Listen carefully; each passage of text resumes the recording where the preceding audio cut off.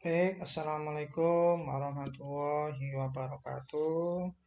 Dalam kesempatan sesi yang kelima ini atau minggu yang kelima ini, kita bertemu dalam melakukan review untuk chapter 1 Perfect Competition Market. Dalam hal ini saya memberikan penekanan konsep-konsep yang sudah Anda bahas dalam 2 minggu diskusi sebelumnya yang dilakukan oleh kelompok 1 dan 2. Nanti Anda bisa bertanya lebih lanjut jika ada yang perlu dikonfirmasi di dalam media Facebook Group yang telah disediakan. Chapter 1 Perfect Competition Market atau pasar persaingan sempurna, Perfect Competitive Market, seperti itu. Apa sih sebenarnya perusahaan itu, perusahaan-perusahaan yang ada itu, atau produsen-produsen yang ada itu dapat dikategorikan pasarnya menjadi perfect competition. Ya. Yang pertama adalah banyak sekali firms yang memproduksi identical product atau memproduksi produk yang homogen. Yang dimaksud identik atau homogen di sini bahwa barang-barang yang diproduksi oleh satu perusahaan dengan perusahaan yang lain itu mempunyai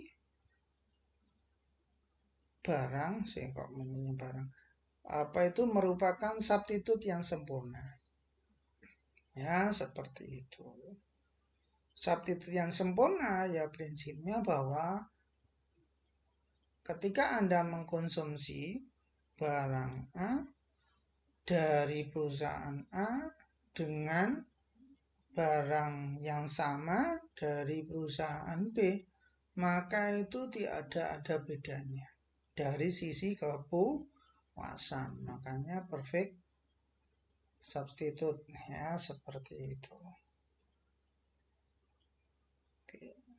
Contoh sederhana, kalau misalnya Anda membeli kentang dari petani A, terus membeli kentang, barangnya sama-sama kentang, membeli dari petani B.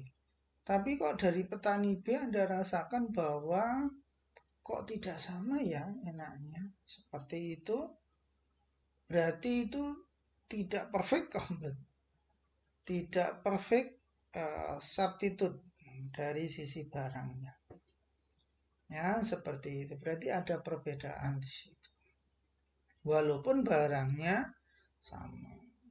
Ya, seperti itu. Barangkali variannya berbeda. Kalau variannya berbeda, misalnya, kentang dari ini lebih manis, misalnya. Lebih gurih, misalnya.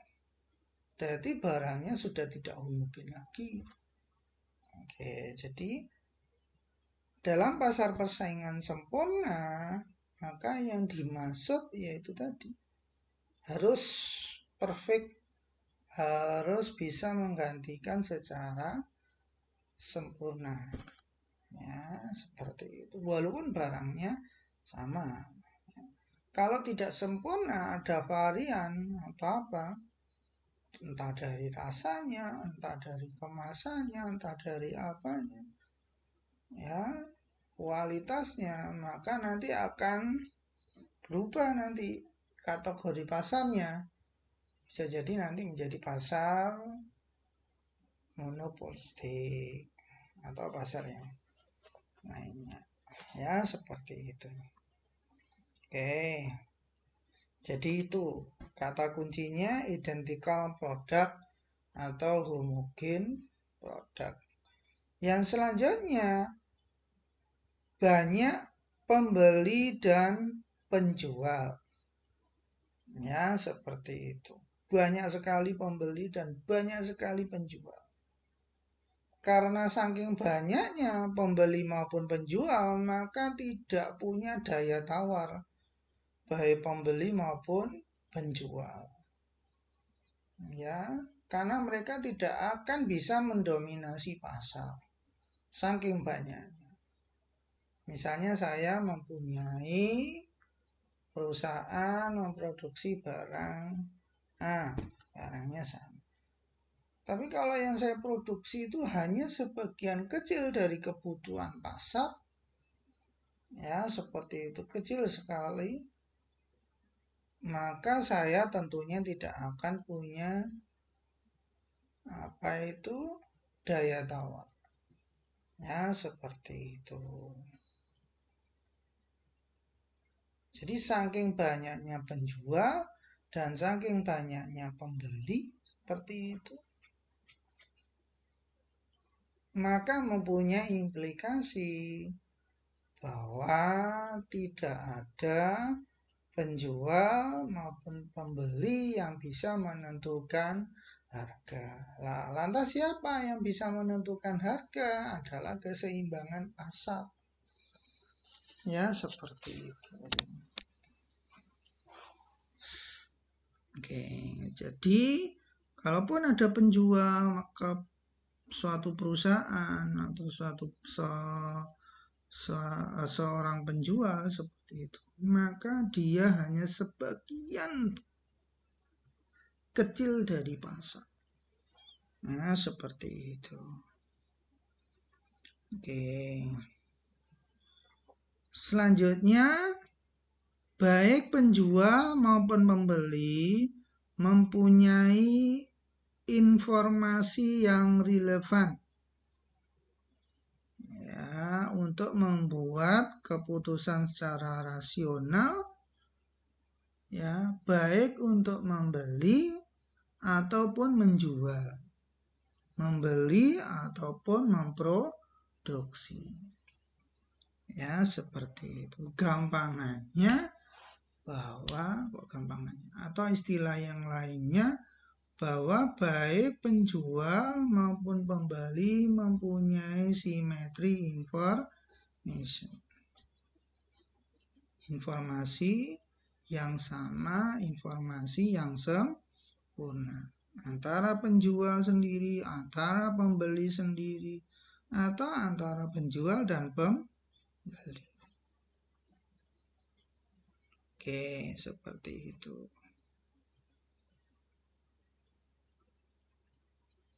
Contoh sederhana misalnya, saya membeli barang yang sama di suatu tempat seperti itu. Harganya 1.000, tapi karena yang lainnya tidak tahu bahwa ada pasar di situ, seperti itu, maka lainnya membeli barang yang sama di tempat yang lain harganya 2.000.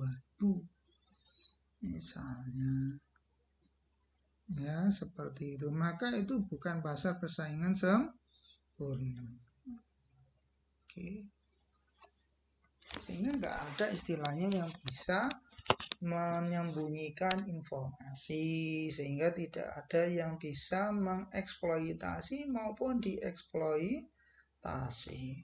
Ya, seperti itu. Selanjutnya, firms atau produsen itu bisa masuk dan bisa meninggalkan pasar tanpa adanya halangan. Ya, seperti itu. Ketika pasar mengalami keuntungan, ketika produsen itu tahu, di situ ada keuntungan untuk memproduksi ini, maka muncullah produsen yang baru untuk memasuki pasar. Ya, seperti itu. Ketika mengalami kerugian, ya sudah, nggak kuat lama-kelamaan, nggak kuat menanggung biayanya, ya sudah, maka keluar dari pasar. Ya, seperti itu. Jadi kuncinya ada 4 itu. Identical product, many buyers, many sellers, seperti itu. Ya, both sellers and buyers have all relevant information. Atau simetri informasi. Ya, seperti itu. Yang keempat, bisa masuk dan bisa keluar tanpa adanya halangan yang berarti. Ya, seperti itu. Kalau ada keuntungan, masuk di situ. Kalau ada kerugian, ya keluar. Kalau misalnya ada keuntungan, masuk terus dibentengi oleh preman, ya maka sudah bukan pasar persaingan sempurna. Ya. Dalam realitanya kan seperti itu. Kita mau masuk barang di suatu pasar, tapi di situ ternyata ada preman. Atau produsen-produsen yang ada itu sudah dibentengi oleh preman, sehingga tidak ada produsen baru yang masuk. Akibatnya apa? Ya pasarnya tidak efisien, harganya melebihi dari yang semestinya. Jadi itu kunci-kuncinya ya, ada 4 termasuk implikasinya. Jadi ketika ada pertanyaan, apa ciri-ciri dari perusahaan atau apa ciri-ciri dari pasar persaingan sempurna, maka ada 4 tadi, tapi tentunya tidak sekedar menjawab, oh pertama memproduksi barang yang identik, tapi harus jelaskan. Dimaksud barang yang identik itu seperti apa? Ya, seperti itu. Oke, lanjut.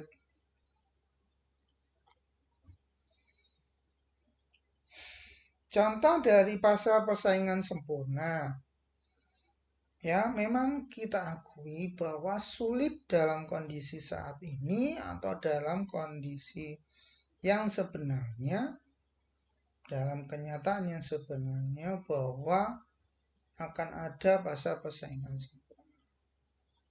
Ya, seperti itu. Karena itu tadi. Tetapi paling tidak ada pasar yang mendekati itu.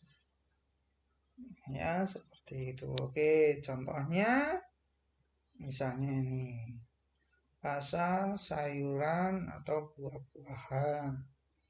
Ya, seperti itu. Tapi misalnya buah-buahan sekalipun, kalau misalnya apel, ini ada apel Malang, ada apel Amerika, terus ada apel Cina misalnya. Kan beda-beda itu kualitasnya. Maka sebenarnya apel di situ pasarnya sudah bukan pasar persaingan sempurna. Ya, tapi paling tidak kalau misalnya ada barang ya seperti itu yang mirip-mirip lah, mirip apa itu yang memberikan kepuasan yang relatif sama seperti itu. Maka itu bisa dikatakan pasar persaingan sempurna dari sisi barangnya. Tapi ketika ada variannya, penjualnya sedikit sehingga ada yang menguasai, maka ciri-ciri pasar persaingan sempurna menjadi gugur. Ya, seperti itu. Termasuk dari sisi harganya, ada konsumen yang tahu, ada konsumen yang tidak tahu, sehingga diopusi beli, misalnya beli jeruk dari Jember, misalnya di sini 10.000, tapi di sana 15.000, nah, seperti itu. Oke, berarti kan simetri informasinya tidak terpenuhi. Oke, pasar buah-buahan, nah seperti itu. Terus ini tomat itu buah atau sayur ya? Atau misalnya bunga-bungaan. Oke, ini sayur-sayuran, sawi, bayam, nah seperti itu. Oke, ya paling tidak contohnya ini mendekati lah pasar persaingan sempurna. Beras pun nanti macam-macam beras, ya kan? Beras rojo lele, beras apa? Mentik wangi delanggu, atau beras apa lagi? Terus sekarang ada beras organik seperti itu. Nah, itu kan sudah diferensiasi produk gitu. Maka itu beda lagi nanti pasarnya. Kita akan belajar lebih lanjut. Oke.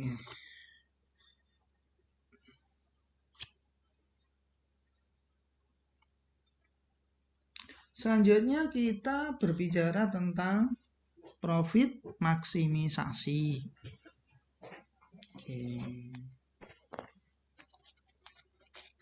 Memaksimumkan profit. Proses memaksimumkan profit. Oke. Prinsipnya tentunya profit itu berasal dari total revenue dikurangi total cost. Ya, seperti itu. Sehingga yang dimaksud maximizing profit adalah ketika itu dimaksimalkan, ya.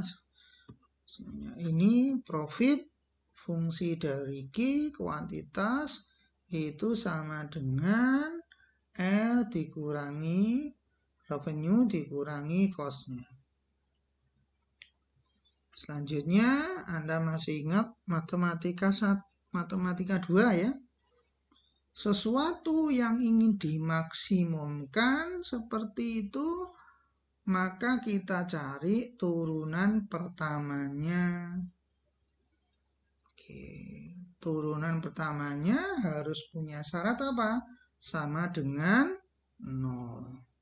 Sehingga turunan pertama dari profit terhadap kuantitas itu sama dengan juga turunan pertama dari revenue terhadap kuantitas dikurangi turunan pertama dari cost terhadap kuantitas. Ya. Dan harus sama dengan 0. Syarat untuk mencapai maksimum atau minimum. Jadi harus sama dengan 0.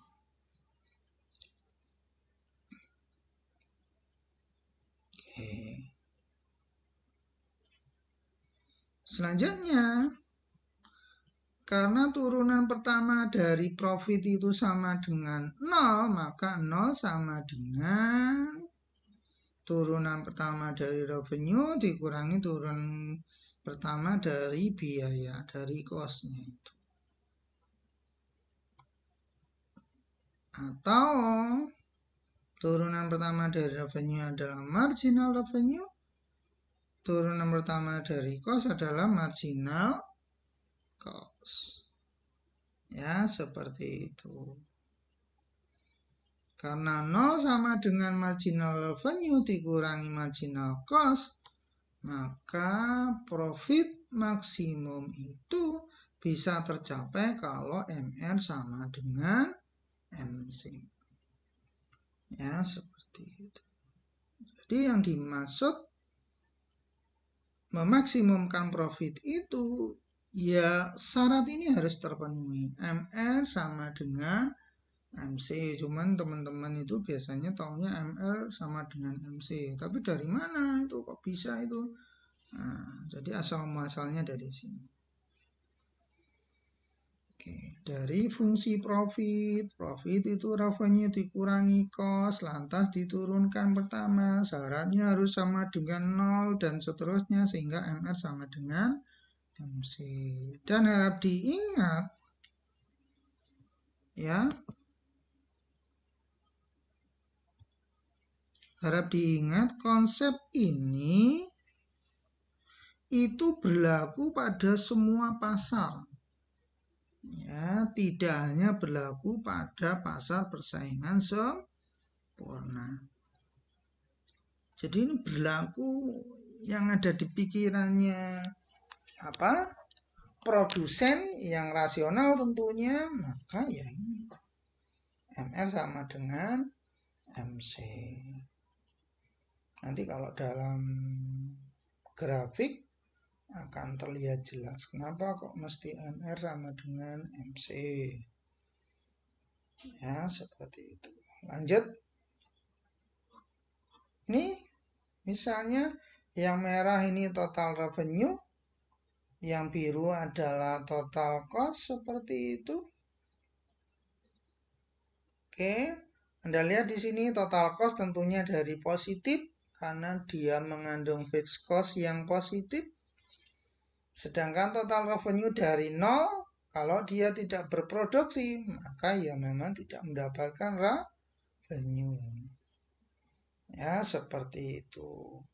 Lambat laun, total revenue-nya itu melebihi total cost. Sehingga kalau Anda lihat di sini,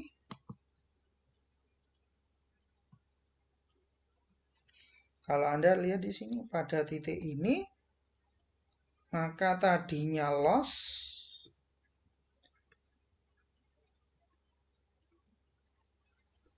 ya seperti itu, maka menjadi impas. Ya, seperti lantas dilanjutkan menambah produksinya, maka di titik B di sini, di mana B itu Anda lihat ya, sudut dari slope-nya, sudut dari kemiringan garisnya, baik total cost maupun total revenue adalah sama. Disitulah profitnya mencapai titik yang tertinggi. Ya, seperti itu. Kenapa? Karena selisih total revenue dan total cost-nya di sini Anda lihat ya, mengalami jarak yang paling besar. Jadi secara grafik seperti itu. Sehingga apa? Maka profitnya menjadi maksimum. Oke, selanjutnya ini kalau misalnya total revenue-nya non-linear, ya, di awal-awal mengalami kerugian, lantas ditambah produksinya, ya, seperti itu, ditambah lagi produksinya, maka dari Anda lihat di sini,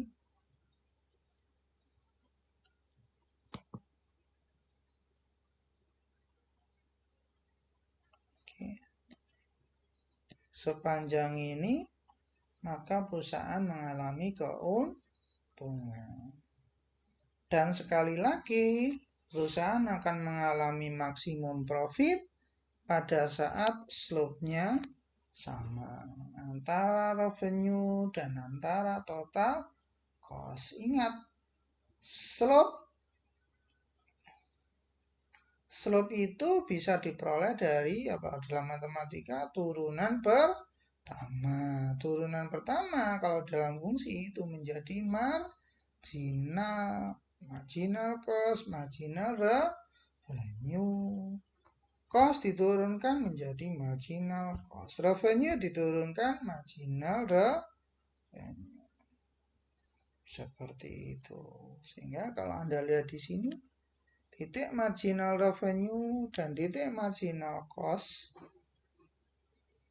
itu mengalami slope yang sama besarnya.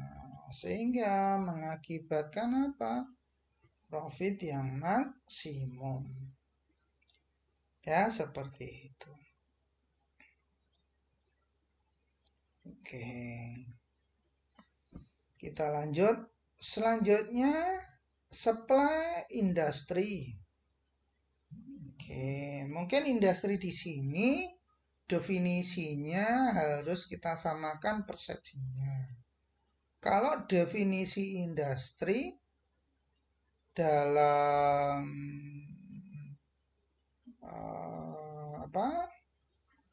dalam konteks yang populer, industri itu adalah apa?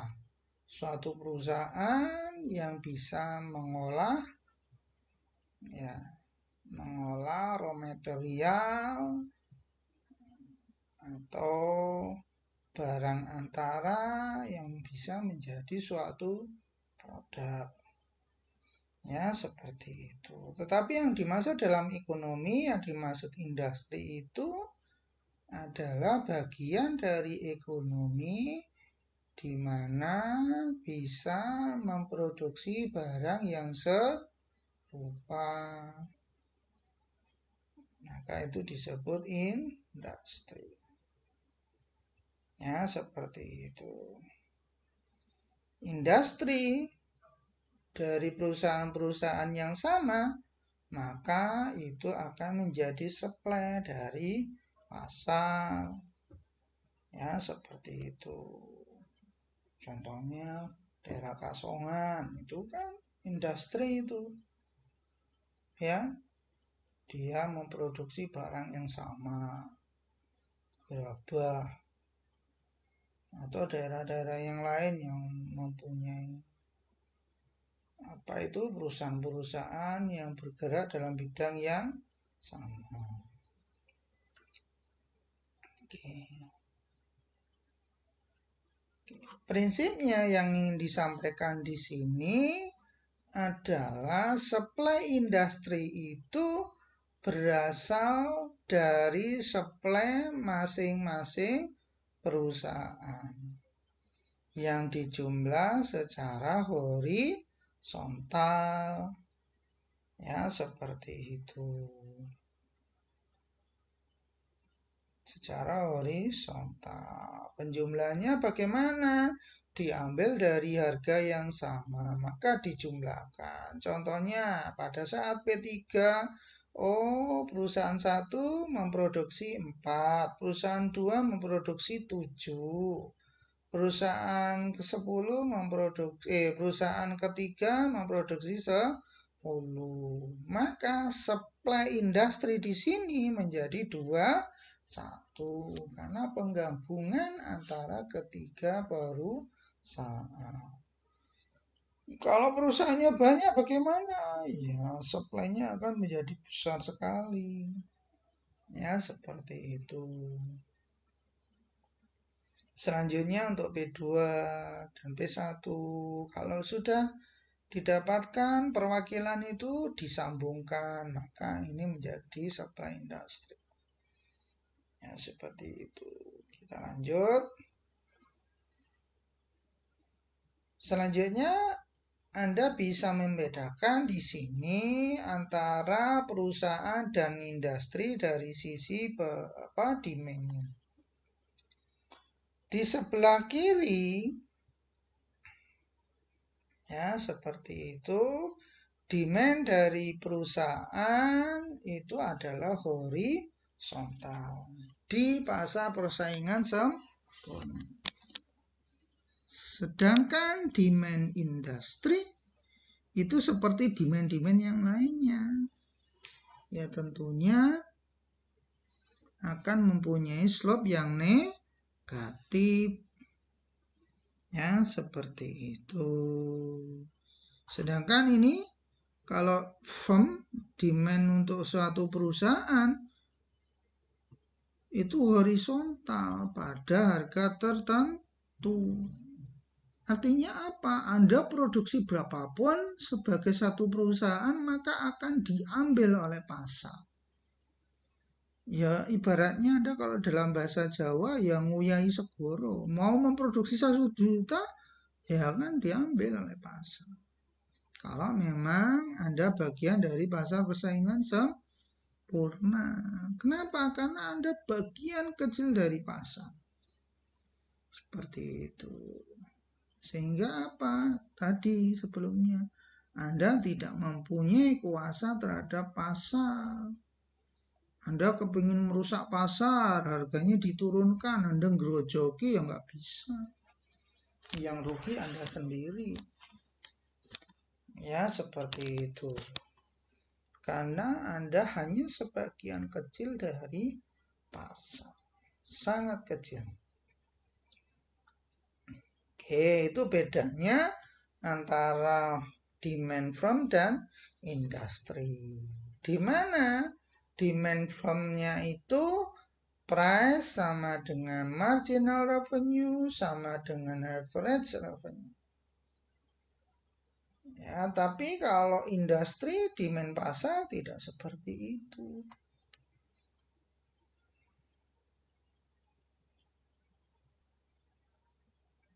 Oke.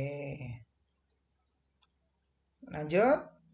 Lantas bagaimana pasar itu bisa menciptakan demand baru saham? Oke, pasar dibentuk dari demand dan supply sehingga terjadi apa? Terjadi keseimbangan, sehingga harga keseimbangan. Dari harga keseimbangan tersebut, ya, maka dapat diambil menjadi apa itu harga dari yang dihadapi oleh perusahaan. Itu.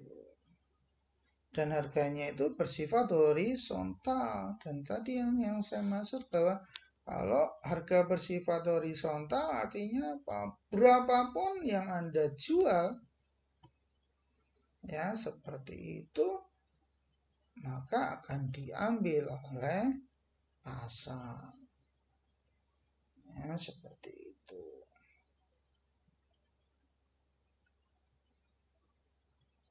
Oke, dan Anda tidak bisa menentukan harga, sekali lagi harga diciptakan oleh pasar.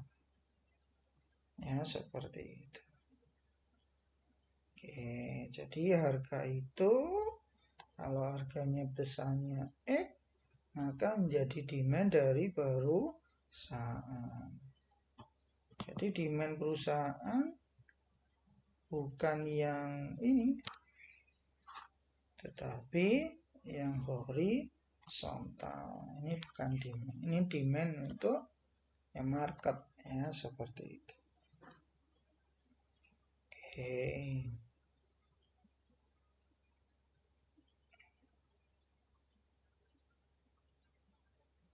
Misalnya, ini misalnya sekali lagi harga celana jeans ya 500.000. Satu celana 500.000. Oke, maka marginal revenue-nya ya 500, average ya 500. Kalau dua celana ya 1 juta, maka tambahannya ya 500 sama. Average revenue ya 500.000 juga. Karena 1 juta dibagi 2 ya 500.000. Dan seterusnya.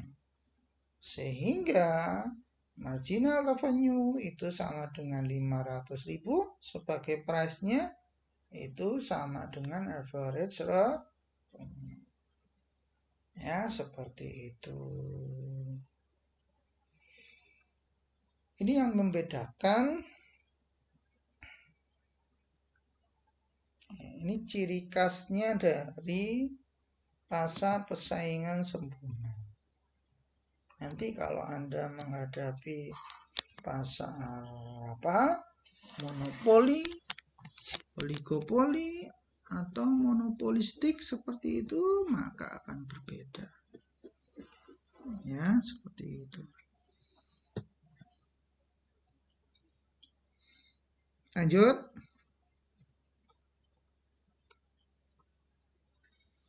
Yang selanjutnya, bagaimana perubahan dari permintaan pasar. Ya, seperti itu. Pasar, supply and demand, terjadi harga keseimbangan. Selanjutnya, kalau terjadi peningkatan demand, ya harga akan meningkat. Dan seterusnya. Apa yang menyebabkan harga meningkat ini? Sebenarnya sudah ada di di mikro 1 kemarin ya, bahwa perubahan permintaan, sekali lagi demand bukan quantity demanded ya, beda ya. itu misalnya ada perubahan selera. Oke, ada perubahan harga dari barang yang lain yang ada kaitannya. Misalnya barang substitusi, barang komplementer, dan seterusnya. Oke, ada perubahan pendapatan, ada perubahan ekspektasi. Oh, besok harga telur akan naik, maka sekarang orang berbondong-bondong menaikkan permintaan. Ya, seperti itu. Perubahan populasi dan sebagainya. Oke. Selanjutnya, bagaimana memilih output dalam rangka profit maksimisasi.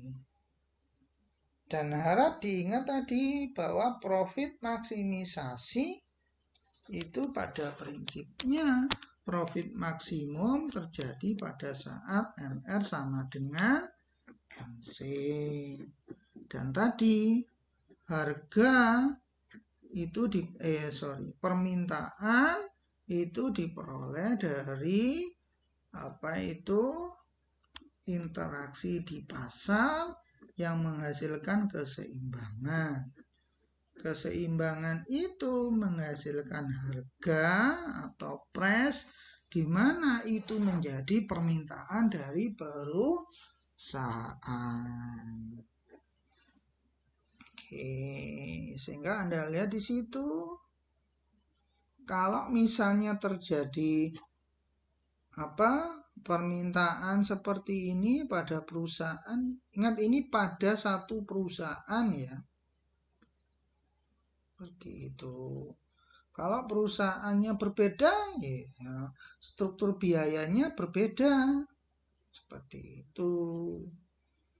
Oke, ini kebetulan seperti ini yang didapatkan MC sama dengan MR dalam rangka profit maksimisasi. Ya, seperti itu. Oh, kok ternyata price-nya kalau Anda lihat sini harganya yang diperoleh itu ternyata lebih besar daripada average cost-nya. Akibatnya apa? Maka mengalami profit. Ini keliru ini. Selanjutnya bagaimana kalau perusahaan tersebut tidak memproduksi di Ki Bintang ini, keseimbangan ini.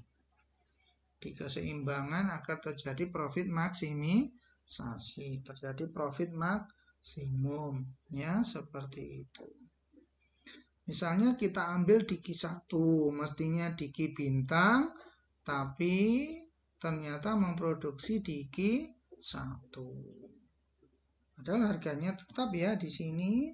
Seperti itu di garis yang biru itu, maka akibatnya apa? Aduh, ini salah animasi. Maka akibatnya apa? Maka profit yang terjadi itu lebih kecil daripada yang biru tadi. Oke, kita cari coba Ki 2. Ki 2 lantas bagaimana? Ya, profitnya juga kecil. Artinya apa? Bahwa pada prinsipnya profit maksimum itu terjadi kalau MC sama dengan MR, dan ini sudah dibuktikan. Ya, seperti itu. Lantas bagaimana kalau misalnya kasusnya loss atau mengalami kerugian? Misalnya harga kalau tadi di atas average cost seperti itu, kalau ini di bawahnya. Oke. Anda lihat di sini, maka mengalami loss. Ya, seperti itu. Kenapa kok loss? Karena average cost masih di atas price sehingga terjadi kerugian, sehingga kerugian totalnya yang diarsir biru ini. Lantas bagaimana kalau kita geser produknya seperti itu pada Q1, maka lossnya semakin besar. Coba yang lain Q2, lossnya juga semakin besar. Artinya apa? Bahwa kembali lagi menunjukkan profit yang maksimum itu diperoleh pada saat MC sama dengan MN. Ya, seperti itu. MC sama dengan MR di mana? Yaitu tadi. Ya.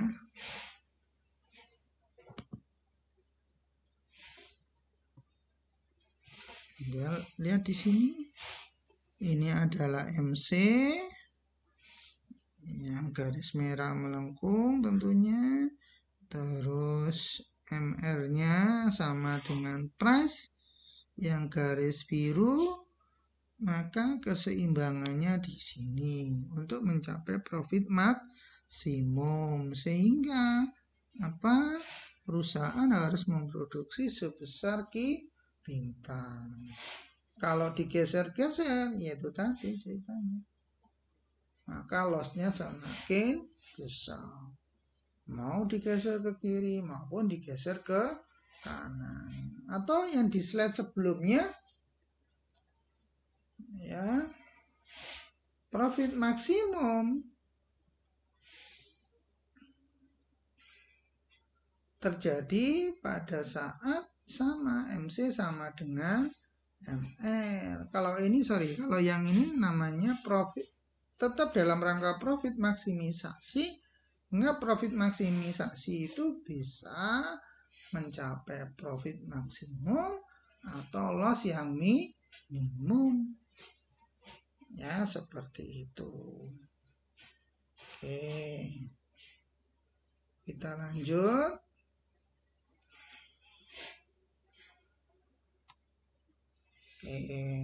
Artinya apa? Bahwa ketika harga tertentu yang horizontal, maka sekali lagi profit maksimisasi menghasilkan MC sama dengan ML. Ya, MC sama dengan ML supaya apa? Supaya profitnya maksimum atau kerugiannya minimum, ya, seperti itu. Misalnya ada perubahan harga, ya sama juga, MC harus sama dengan MR. Ingat, MC sama dengan MR itu ya letaknya di mana? Ya di price tadi. Ini MC MR AR. Ini juga price sama dengan MR terus AR. Ya, seperti itu. Selanjutnya juga sama. Akibatnya apa? Akibatnya di titik-titik MC sama dengan MR itu, maka disitulah yang namanya supply dari industri. Tapi ingat, supply dari industri itu berlaku di sepanjang MC ini, karena perpotongan MC dan MR itu selama AVC, selama masih di atas AVC. Loh, lantas kenapa kok yang di bawah ini kok tidak menjadi supply dari perusahaan? Ingat, kalau price di bawah AVC, maka itu adalah saatnya, atau price di AVC pun, maka itu saatnya perusahaan menutup usaha hanya, ya seperti itu. Sorry. Sehingga kalau Anda lihat di sini, maka yang bawah ini tidak berlaku. MC-nya sebagai supply. Jadi supply-nya cukup yang di atas APC. Sehingga itulah supply-nya seperti ini. Jadi supply-nya itu nempel di MC. Supply dari perusahaan. Kalau pasar atau industri itu mempunyai banyak perusahaan, ya tinggal dijumlahkan supply dari perusahaan-perusahaan tadi.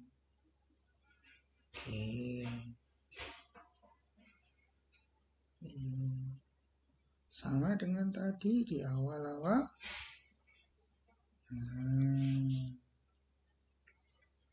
Seperti itu. Sehingga supply dari industri itu sama dengan penjumlahan dari supply yang dilakukan oleh perusahaan. Ya, selanjutnya apa sih yang dimaksud long run competitive equilibrium? Jadi equilibrium yang terjadi pada jangka panjang itu terjadi kalau semua perusahaan itu betul-betul melakukan maximizing output.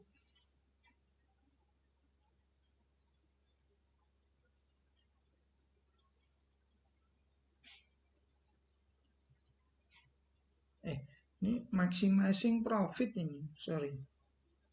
Salah ini kayaknya. Maximizing profit ini.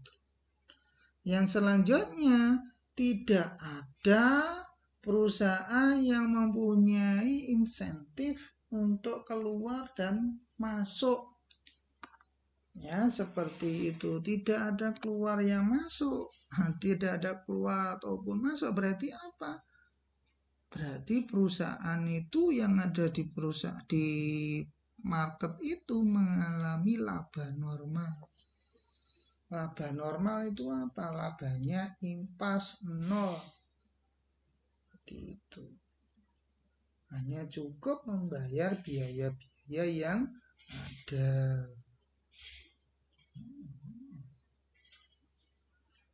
Terus harga yang diperoleh di pasar itu betul-betul terjadi karena kuantitas itu sama, kuantitas yang disuplai itu sama dengan kuantitas yang diminta. Ya, seperti itu. Maka terjadi long run competitive equilibrium. Ya, seperti itu.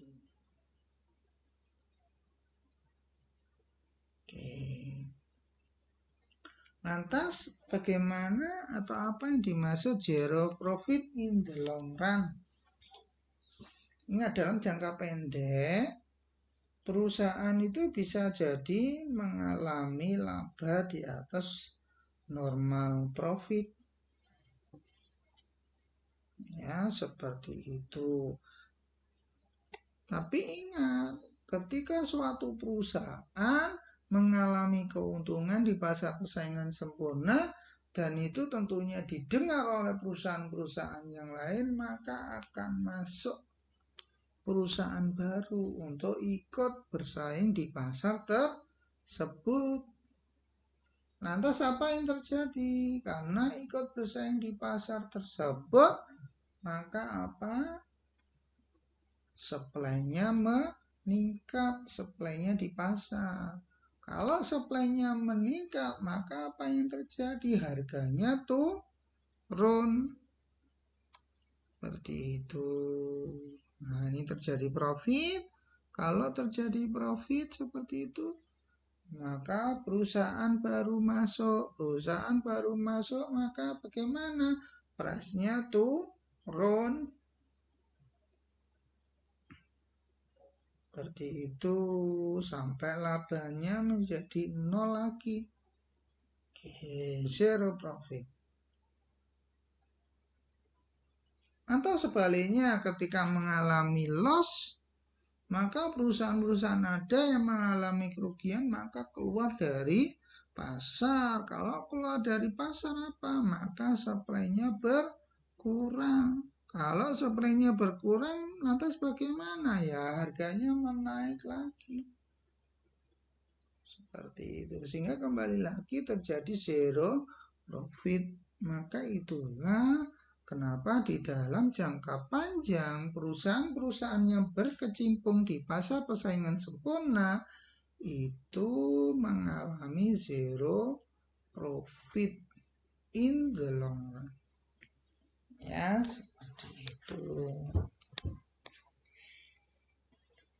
Oke, lantas kita bicara kesejahteraan dari produser dan konsumer. Prinsipnya, pasar yang paling efisien dari semua pasar yang ada, ya pasar persaingan sempurna. Kenapa? Karena harganya itu sama dengan marginal cost. Sehingga tidak ada perusahaan yang mengalami keuntungan lebih. Ya, seperti itu. Oke, lantas seberapa besar produser dan konsumer surplus? Maka supply and demand, terus ada keseimbangan. Lantas dari keseimbangan, maka muncullah consumer surplus. Apa yang dimaksud consumer surplus? Pada prinsipnya, kalau harga yang terjadi itu lebih kecil dari kemauan yang dimiliki oleh konsumen, maka konsumen itu merasa diuntungkan. Itulah yang dimaksud consumer surplus. Sehingga yang namanya consumer surplus itu adalah yang diarsir di atas harga keseimbangan. Kenapa? Karena daerah itu menunjukkan apa? Kemauan yang dimiliki oleh konsumen itu lebih besar dari harga yang terjadi. Ingat dulu ketika kita belajar utility, maka apa? Kita belajar utility, kita belajar marginal utility.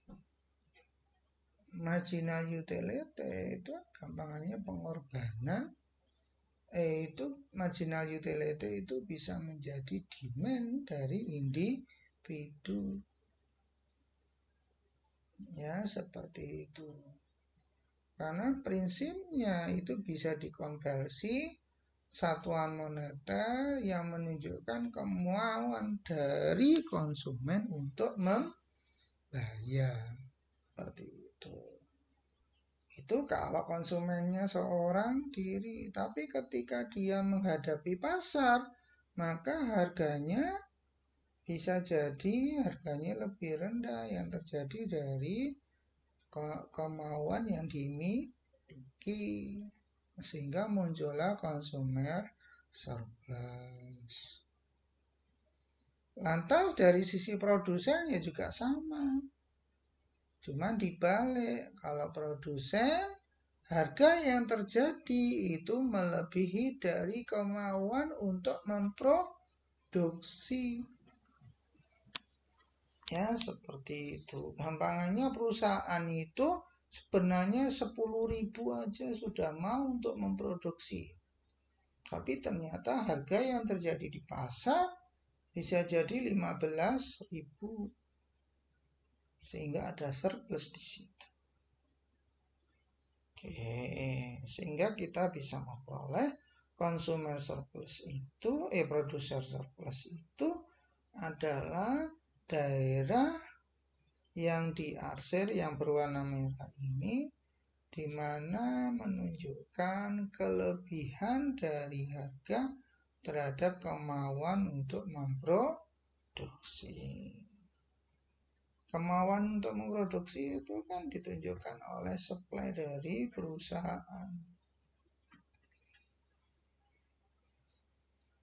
Ya, seperti itu. Ditunjukkan oleh marginal cost,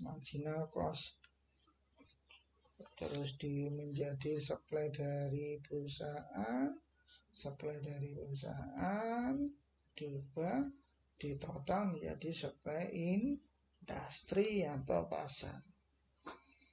Oke, lantas bagaimana yang terjadi terhadap konsumen surplus maupun produsen surplus ketika pemerintah melaksanakan suatu kebijakan? Contohnya adalah price control. Oke, ini ada supply, ada demand, terus ada harga keseimbangan. Tapi ternyata pemerintah melakukan price control di mana menetapkan harga di bawah harga keseimbangan. Maka apa yang terjadi? Maka tentunya konsumen akan senang. Tapi di sisi lain produsen tidak senang. Kan seperti itu.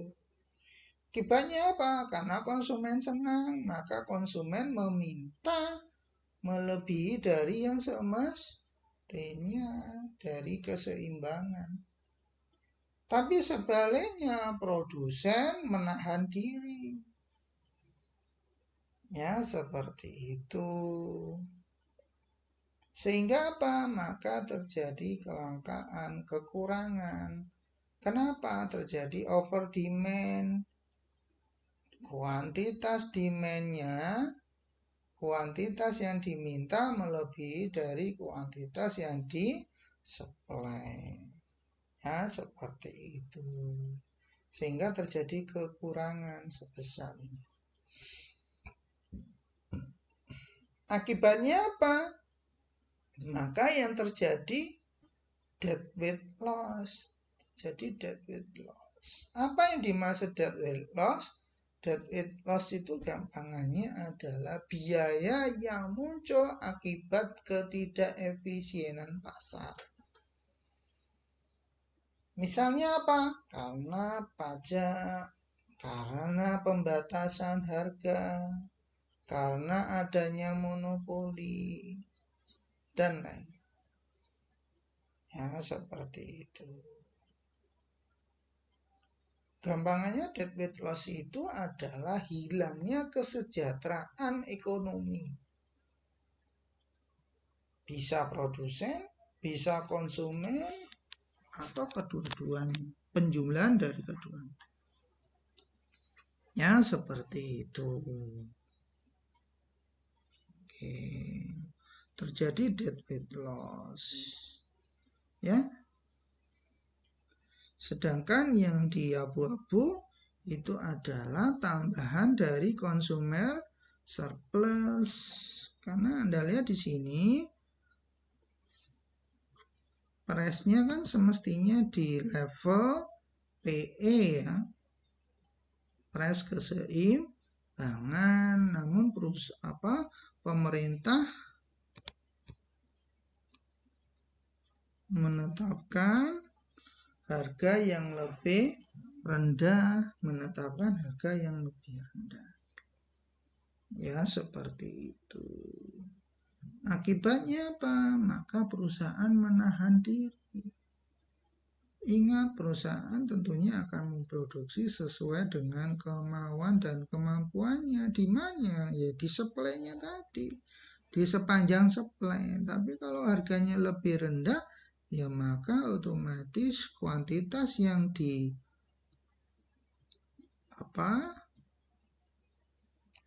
diproduksi seperti itu lebih sedikit dari yang semestinya. Ini adalah KE, kuantitas dari keseimbangan turun. diproduksi oleh produsen. Ya, seperti itu. Sedangkan di sisi lain tadi konsumen merasa senang sehingga dia meminta lebih dari keseimbangan. Konsumen juga seperti itu, maka dia meminta sesuai demand-nya. Ya, seperti itu. Oke, sehingga tambahannya yang diarsir abu-abu. Tetapi di sisi lain, pasar, baik konsumen maupun produsen, itu mengalami kehilangan kesejahteraan ekonominya. Ya, seperti itu. Kalau misalnya pemerintah melaksanakan kebijakan di bawah harga keseimbangan, tentunya harga keseimbangan ini ya dilakukan untuk tujuan tertentu. Ya, seperti itu.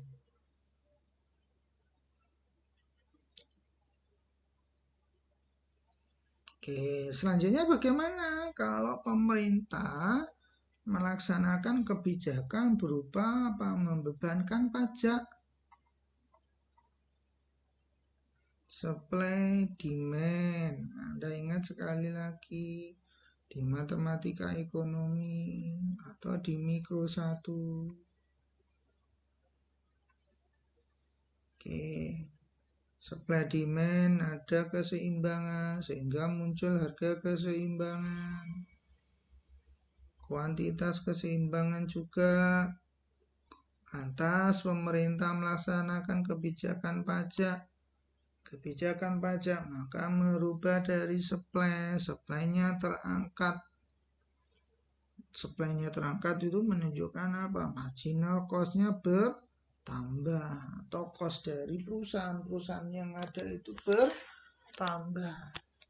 Ya, seperti itu. Sehingga supply-nya terangkat itu bukan menjadi lebih besar.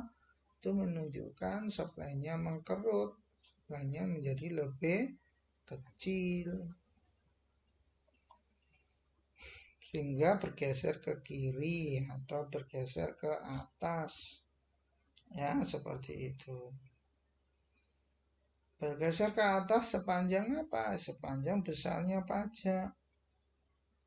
Oke, sehingga muncul keseimbangan baru karena pajak. Muncul keseimbangan baru karena pajak. Sehingga kuantitas yang dihasilkan menjadi lebih kecil. Kenapa? Karena harganya lebih mahal. Ya, seperti itu. Selanjutnya, walaupun harganya itu lebih mahal, tetapi ingat, harga sebenarnya yang diterima oleh produsen itu lebih kecil dari harga keseimbangan. Ya, karena produsen harus menyisihkan sebagian dari pendapatan untuk membayar pajak. Ya, seperti itu. Sehingga sebenarnya real price yang diterima oleh produsen itu lebih rendah dari keseimbangan. Maka apa? Sama juga terjadi deadweight loss. Deadweight loss ini kalau dalam hitung-hitungan itu tidak jelas diterima oleh siapa. Menghilang begitu saja. Oke.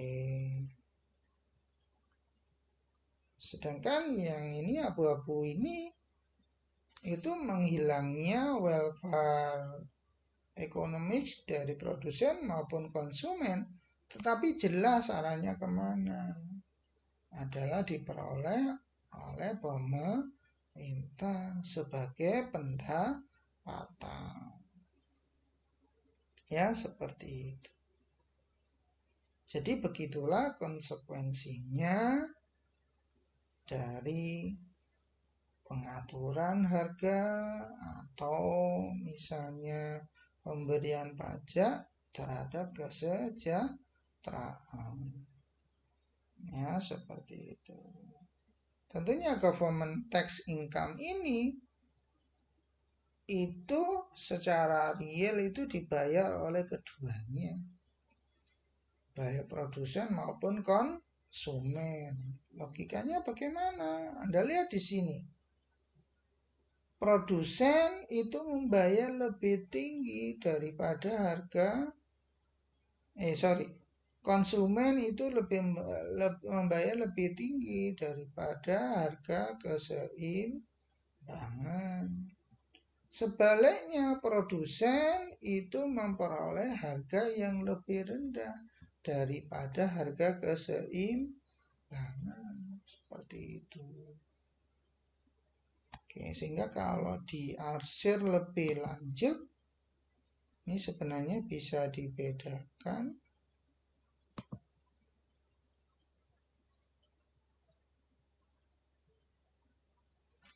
Oke, jadi ini dibagi dua.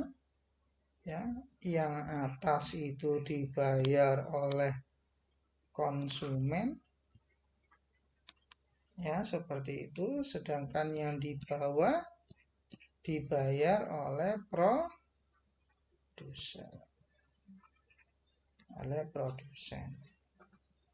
Ya, seberapa proporsinya adalah tergantung dari elastisitas dari supply dan demand. Ya, seperti itu. Tergantung dari elastisitas supply dan demand. Semakin elastis, maka semakin kecil yang dibayar.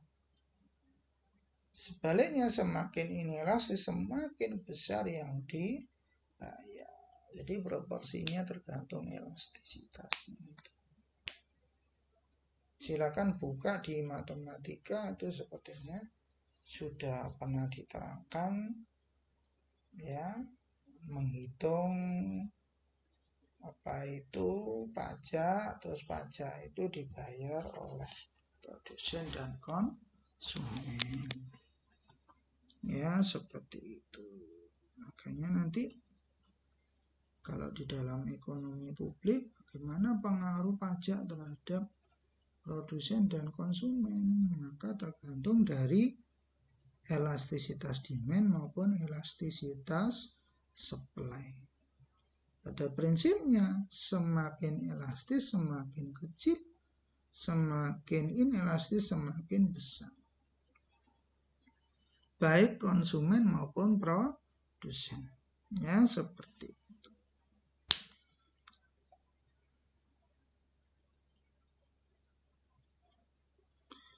Oke, baik, dari saya cukup itu. Kita tutup sekian sesi kali ini. Mudah-mudahan Anda mendapatkan manfaat. Sekali lagi, jika ada yang ditanyakan, silakan lakukan tanya jawab di Facebook Group. Dan kita akan berdiskusi di sana. Baik, dari saya cukup sekian. Assalamualaikum warahmatullahi wabarakatuh.